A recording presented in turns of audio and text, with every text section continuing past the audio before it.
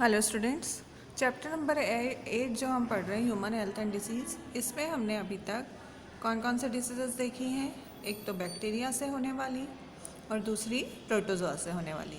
ठीक है, सारे जितने भी डिसीज़ कॉजिंग एजेंट हैं उन्हें हमने कहा था पैथोजेंस, और ये पैथोजेंस भी अलग अलग होते हैं। बैक्टीरिया हो सकते हैं, प्रोटोजोआ हो सकते हैं, फंगस हो सकता है, वायरस हो सकता है, हेलमिंथिस हो सकते हैं। तो इनमें से दो जो है बैक्टीरिया से होने वाली दो डिसीज़ हम देख चुके हैं, निमोनिया और टाइफॉइड, और दो हमने देखी थी प्रोटोजोआ से होने वाली, मलेरिया और अमीबियासिस।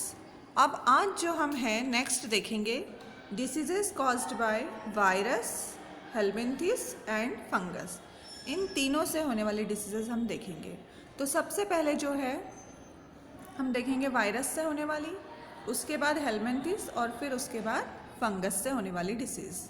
ठीक है, तो सबसे पहले हम देखते हैं वायरस से होने वाली। तो देखिए, जो वायरस, ये वायरस वाली डिसीज़ है।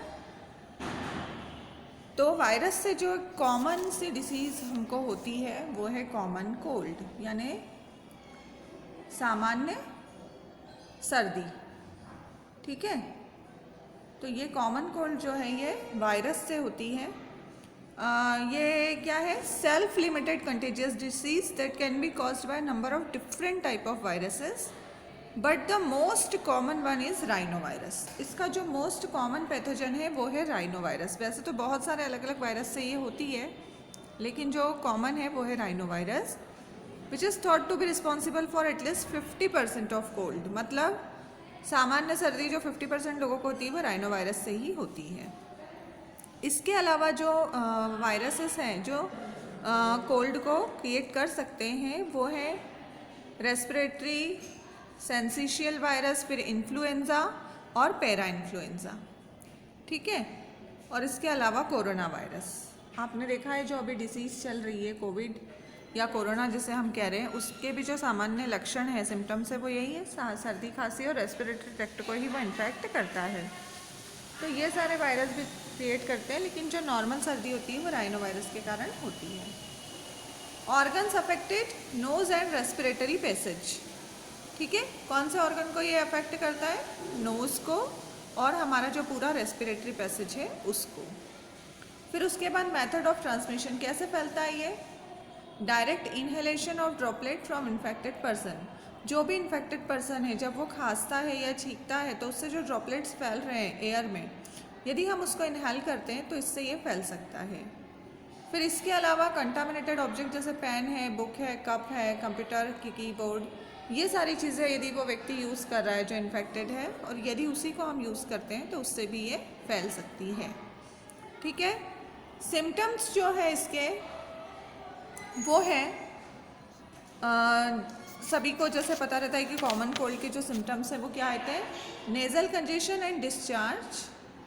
ठीक है, फिर उसके बाद सोर थ्रोट, यानी गले में खराश हो सकती है, गले में दर्द होता है हल्का हल्का सा।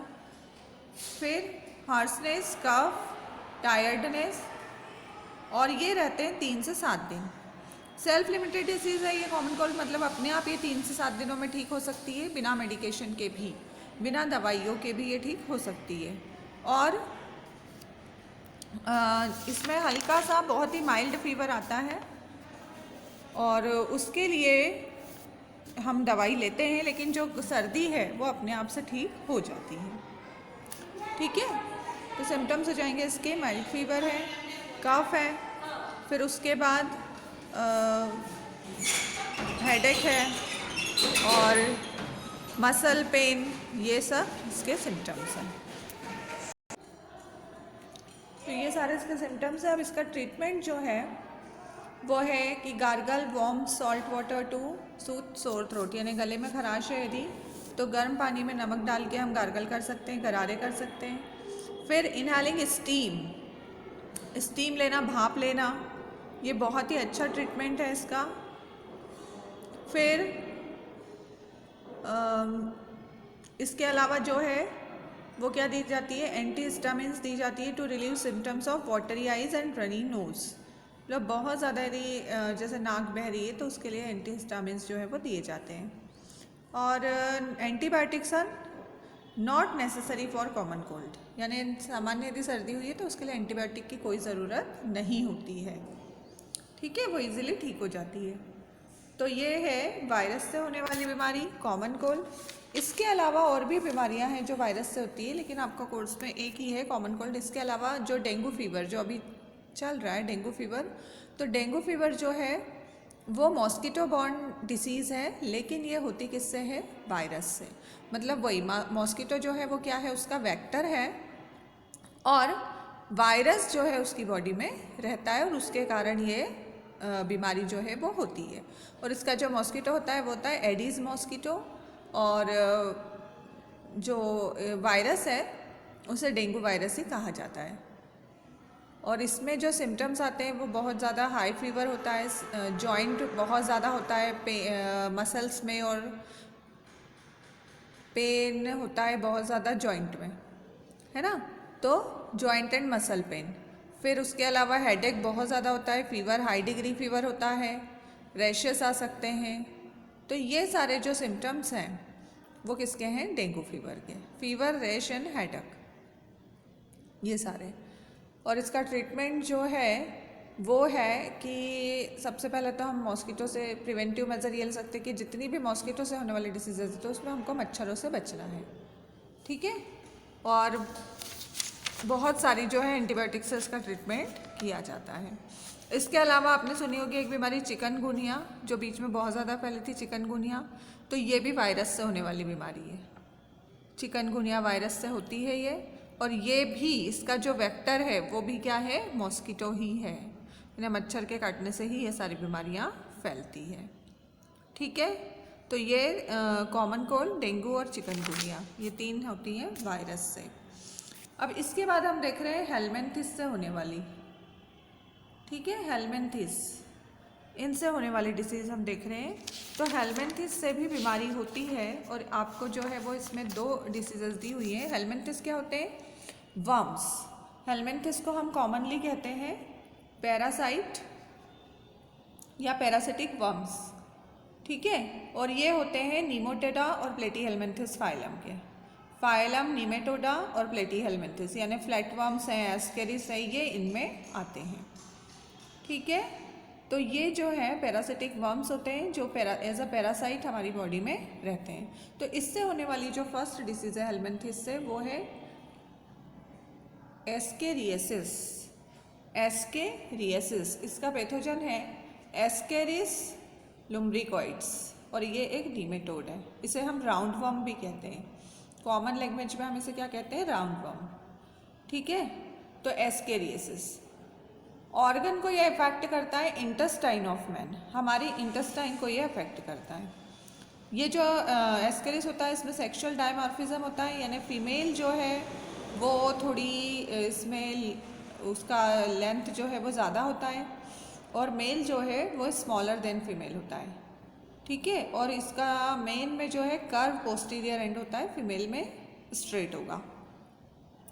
इन्फेक्शन जो है ये फैलता है कंटामिनेटेड वाटर, वेजिटेबल और फ्रूट से, यानी फूड एंड वाटर। यानी ये कैसे कंटामिनेट करेंगे, देखिए, contaminated by eggs of the animal, यानी ये जो एस्केरिस के एग्स होते हैं वो हो सकते हैं इस फूड पे या वाटर पे, फ्रूट्स पे, वेजिटेबल पे। इसीलिए हम बोलते हैं कि फ्रूट्स वेजिटेबल को प्रॉपरली वॉश करके गर्म पानी से या नमक मिले पानी से धो के यूज़ करना चाहिए, जिससे कि ये सारी चीज़ें इस पे से हट जाएं।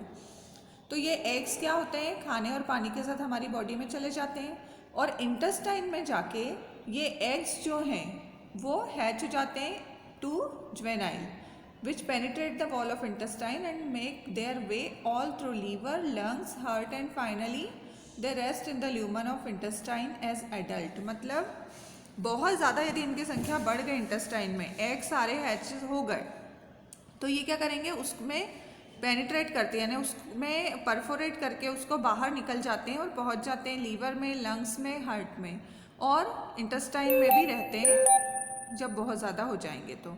और क्या करेंगे, दे suck the food mainly protein from the body causing mall nutrition. मतलब हम कितना भी खाना खा रहे हैं, बैलेंस डाइट ले रहे हैं, तो ये उसमें से पूरा प्रोटीन ले लेते हैं, और हम लोगों को वो प्रोटीन नहीं मिलेगा तो हम क्या हो जाएंगे, कुपोषण का शिकार, माल न्यूट्रिशन का शिकार, ठीक है। तो ऐसा ये करते हैं। तो इनके सिम्टम्स क्या है देखिए, internal bleeding, muscular pain, fever और एनीमिया। मतलब अंदर ही अंदर ब्लीडिंग हो सकती है जब ये इंटेस्टाइन में को परफोरेट करेंगे तो। मस्कुलर पेन या स्टमक एक भी बोल सकते हैं, पेट में दर्द होना, वीकनेस है, वोमिटिंग है, फिर उसके बाद फीवर और एनीमिया यानी ब्लड की कमी। इसके अलावा हेडेक, इरिटेबिलिटी, स्लाइट टेम्परेचर मतलब हल्का बुखार भी इसमें देखा जा सकता है। ब्लॉकेज ऑफ इंटेस्टिनल पैसेज, जब बहुत ज़्यादा बढ़ जाएंगे तो ये इंटेस्टिनल पैसेज को ब्लॉक कर देते हैं।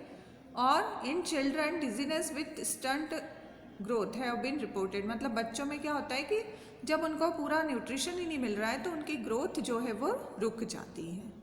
ठीक है, तो ये जो है इसके सिम्टम्स है। और इसका जो ट्रीटमेंट है वो है पाइपेराजिन साइट्रेट सिरप यानी दवाई दी जाती है इसके लिए।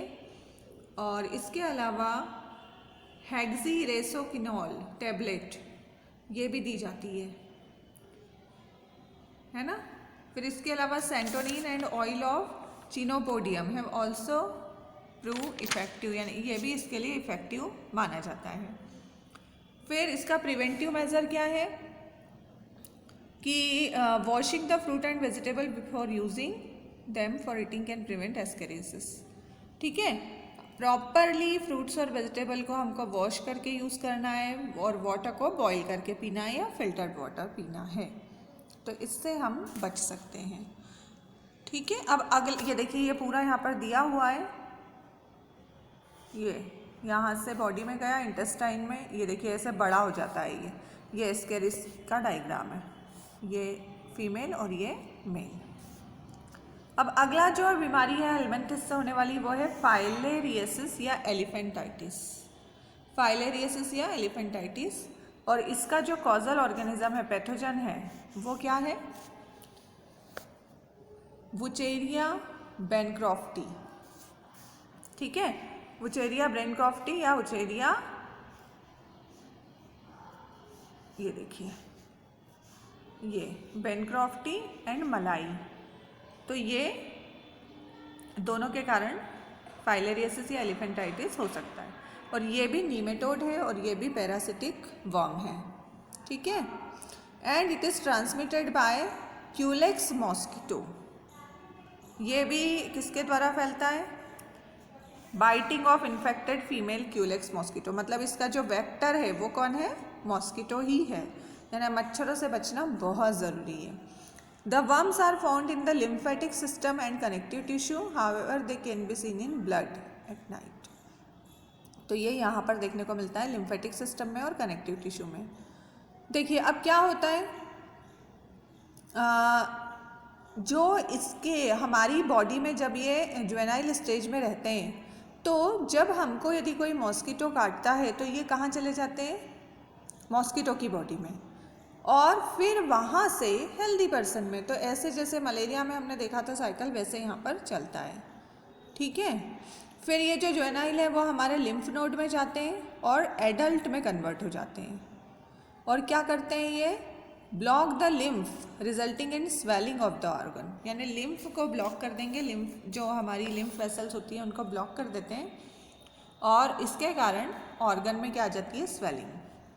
कौन से ऑर्गन को अफेक्ट करते हैं ये, lymphatic vessels of the lower limb, यानी लोअर लिम्ब यानी हमारे पैर, वहाँ के लिम्फेटिक वेसल को अफेक्ट करते हैं और जेनाइटल ऑर्गन को अफेक्ट करते हैं। ये देखिए इसका डायग्राम है, ये नीमेटोड यानी ये जो वुचेरिया बैनक्रॉफ्टी का डायग्राम है, ये इस टाइप का वर्म ये होता है। इसके जो सिम्टम्स है वो क्या है, chronic inflammation of the organ, या और सबसे मेन जो सिम्टम है इसका वो क्या है, abnormal swelling of lower limb, scrotum और पेनिस। ये देखिए कितने ये जो पैर हैं वो ऐसे स्वेलअप हो चुके हैं, सूज चुके हैं पूरे बहुत ज़्यादा। तो ये सारी चीज़, ये बहुत ज़्यादा स्वेलिंग आ जाती है, और ये पैर कैसे हो गए, एलिफेंट के पैर जैसे, इसलिए इस बीमारी को एलिफेंटाइटिस भी कहा जाता है। ठीक है, तो स्वेलिंग आ जाती है बॉडी ऑर्गन में, लेग्स में, स्क्रोटम में। फिर उसके बाद obstruction of the lymph vessel cause intense growth of connective tissue, connective tissue की ग्रोथ बहुत ज़्यादा बढ़ जाती है। और इसीलिए ये पैर हमारे ऐसे हो जाते हैं जिसको ये बीमारी होती है।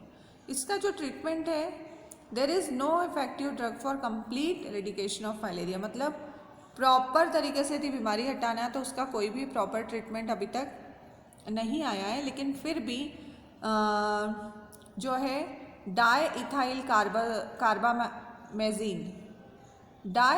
कार्बामेज़ीन जो है वो यूज़ किया जाता है इसका इन्फेक्शन हटाने के लिए, और हेट्राज़ोन, ठीक है, हेट्राज़ोन का यूज़ भी किया जाता है। तो ये जो है इसका ट्रीटमेंट है। और प्रिकॉशन क्या ले सकते हैं? Steps to kill Culex mosquito, मतलब मच्छरों को हटाना है या मच्छरों से दूर रहना है, मच्छरों से बचना है, ठीक।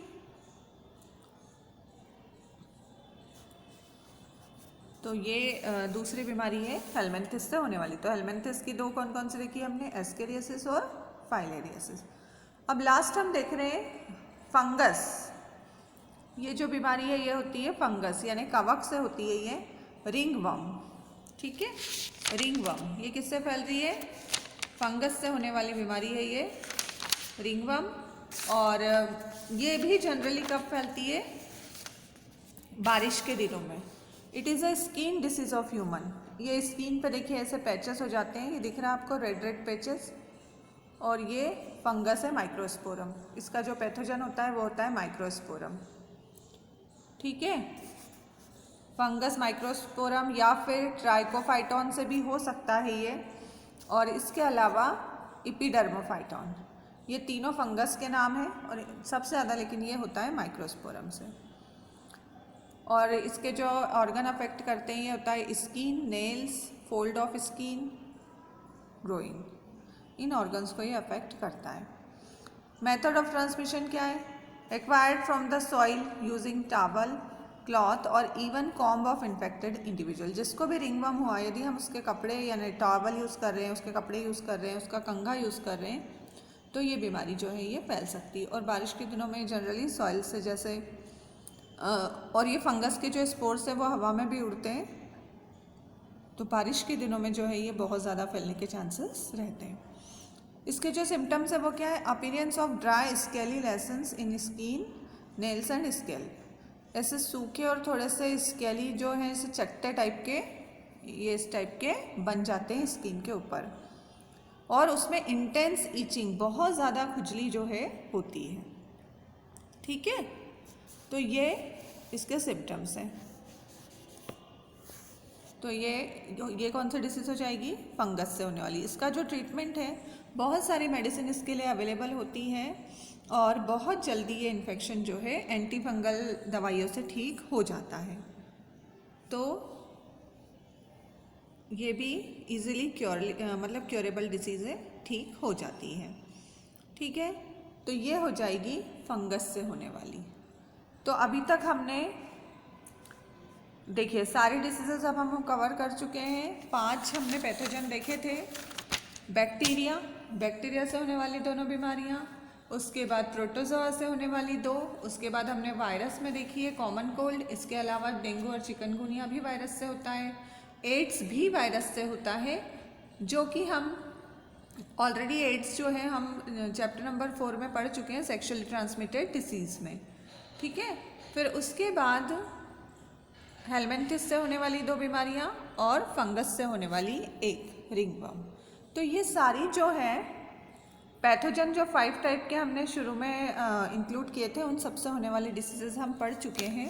अब इसके बाद जो है हम पढ़ेंगे अगला टॉपिक इसी में इम्यूनोलॉजी का, कि भाई ये तो बीमारियां होती है लेकिन हम उससे कैसे बच सकते हैं ना, इम्यूनिटी, वो हम नेक्स्ट में देखेंगे, ठीक है। तो आई होप कि आपको ये पूरा जो टॉपिक समझ में आ गया होगा। आपको मैंने पहले भी बताया था कि जब भी किसी डिसीज़ के बारे में लिखने के लिए आएगा आपको, तो आप सबसे पहले उसका कॉजल ऑर्गेनिज्म यानी पैथोजन का नाम, फिर उससे ऑर्गन कौन सा अफेक्टेड है, उसके सिम्टम्स, फिर उसका ट्रांसमिशन कैसे हो रहा है, ट्रीटमेंट और प्रिवेंटिव मेजर, ये सारी चीज़ें आपको उसमें कवर करनी है, लिखनी है, ठीक है। तो अब यहीं पे इस टॉपिक को ख़त्म करते हैं। अब नेक्स्ट में हम देखेंगे पूरा इम्यूनिटी वाला पार्ट। Thank you.